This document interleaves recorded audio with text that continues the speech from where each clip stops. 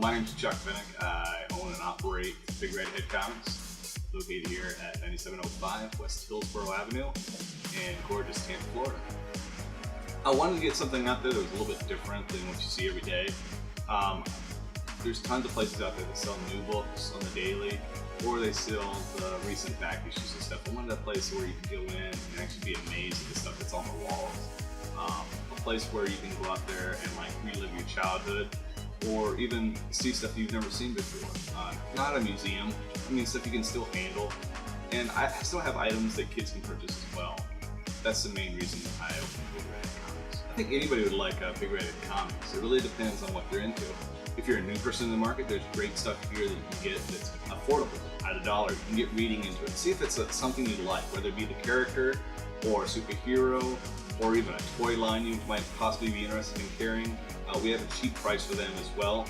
And then we have the high-end collector as well, who wants a high-end grade, who wants a rare book that nobody else has technically, or they may have but it may be overpriced or at the wrong price point. We try to make it affordable here. And if there's anything we see on the wall or anything that the person sees on the wall that they want, we can always work on the price to make sure they get home with it and make it affordable for them as well. We specialize strictly in only vintage and back issues. So when you come in my store, you will never see any new books. You won't see a whole shelf of new to week comics or anything like that. Everything here is back issue, meaning that the newest stuff we typically have that comes off the streets is anywhere between 1 to 3 months old. And most of those issues are sold at $1 a piece. So we make it affordable for people to buy the books. Instead of new comic books that rarely have, or right now currently have a price right around $5 a piece. Also, when you come in here, you won't see a whole lot of new toys. You might see 1 or 2 items that are newer, but for the most part, we try to stick in the decade of the 80s, 70s, and the 90s. So you'll see a lot of vintage toys, everything, including one of the largest collections of Transformers, which is something I pride myself on. We do love the Transformers, and we do buy them whenever we can get a hold of them. Dino Riders, He-Man, G.I. Joe. We have a USS Flag, the biggest production toy ever made in the store at the shop currently this time as well. And we also do some of the old arcades. We have an old Star Wars trilogy machine, a couple of pinball machines, 4-player Spider-Man. So we try to keep it retro, yet keep it affordable and keep it fun for the kids as well as the adult collector. The dollar books are basically everything that's in our store. Typically that's what the greatest price of everything is broke down to. Anything that's based or priced right around $5 or less, we price out at $1. We want to make sure we get those out to people that want to read it or get into the comic book. You won't really see a lot of $2, $3, $4 comics, really not a whole lot of $5 comics as well. Anything basically below that $10 mark that isn't a key or significant book, we'll price it at $1 because we want to get those books and get them back into the hands of the readers, back in the hands of people needing to fill a space, and back in the hands of people just starting out that want to get into the thing but don't want to really spend the big money to read the books. If you come to the store, the biggest draw that people will typically see, my biggest passion as well is the original 1984 through like 88 Transformer line. We carry a lot. We carry probably one of the biggest amount of Transformers that are out on display in a store, whether it be in Tampa or South Florida. There's very few of the pieces in the line that we don't currently carry. We do carry some rare and hard to find pieces as well. Some things you will never see, some that were only released in Japan.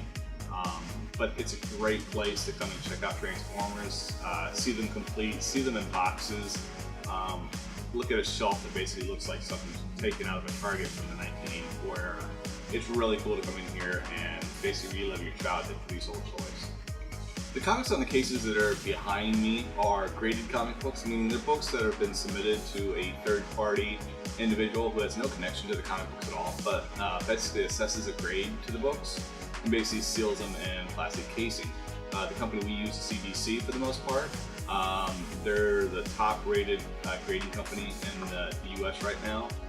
We also handle all the grading, so if you ever have any books that want to be graded, encapsulated, and put into the CDC encapsulation process, we can do that for you as well. CDC is basically a way to show people that the book is what it is. There's no pages missing. The grade is what somebody else says it was. It's a great way to sell books. on a typical market, a book that's raw, that's not graded like the ones behind me, will typically sell for about half of what a graded book will sell for, because a graded book's been authenticated and it's been looked over by a third party. My personal CGC collection are mostly based on keys in the collection. So you're talking anything from Fantastic Four #1, which is the first Marvel masterwork that started the launch of the superheroes in the 60s from Marvel Comics. It predates the Amazing Spider-Man and the Incredible Hulk, and it involves the first team of superheroes for the Marvel universe as well. And then we have like the first Avengers, the first Captain America in the Silver Age in the 60s, first Iron Man, first Black Widow, first Hawkeye, and we even have some older books from Batman series. One time we've had the first Two-Face in here, the first Penguin in here. These are books you're talking that are from the 40s and 50s. So most of the books on my back wall aren't your common books. These books are going to be books you rarely see anywhere else. There will be a few up there. New Mutants '98, which is the first appearance of Deadpool. It's a fairly common book out there, but a pretty prized book, so we do put that on our wall. And then there'll be a few other books that are from that age or decade as well that are highly sought after books.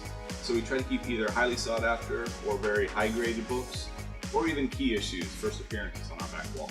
We occasionally will get local artists to come in to do signings or sketches on books, depending on availability.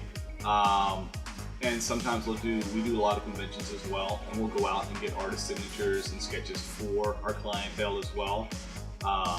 And it's another service that's offered by CGC. You need these books authenticated to make sure that these books are actually signed by the person that said sign the books. So anything with a yellow label behind me is typically something that's been signed. Anything that's got a blue label is basically something that's unsigned, but is 100% authentic to what the book is supposed to be. So most of the yellow series behind me are signed by Stan Lee. There's a few on the other wall behind the camera there. They're signed by local artists and other creators as well. And hopefully we'll get some shots of those later on today. I would say more than anything, the cool 80s vibe is something you always come in here to feel. Obviously you'll see the Transformers, you'll see some G.I. Joe and some He-Man figures, as well as some vintage Star Wars and Star Wars figurines. And you'll come in here with the noise blast and usually the 80s music. We always have 80s blast in the background. We usually have Transformers playing on the TV or superhero movie playing on the TV. We want to make sure it feels comfortable in here for folks. We like the fact that we are a little bit different from everybody else. It's not just one thing. You're not just coming in here just for comic books, even though we are a comic book store. We sell more than just comic books. We sell toys. We sell collectibles. We sell so much more than just what it says on the thing of just Big Redhead Comics. And we sell comfortability and basically getting people out there that have never been exposed to this type of market before. Collecting and being a comic book guy is now like the new in thing, and we try to make sure people know, hey, it's still cool to be a collector.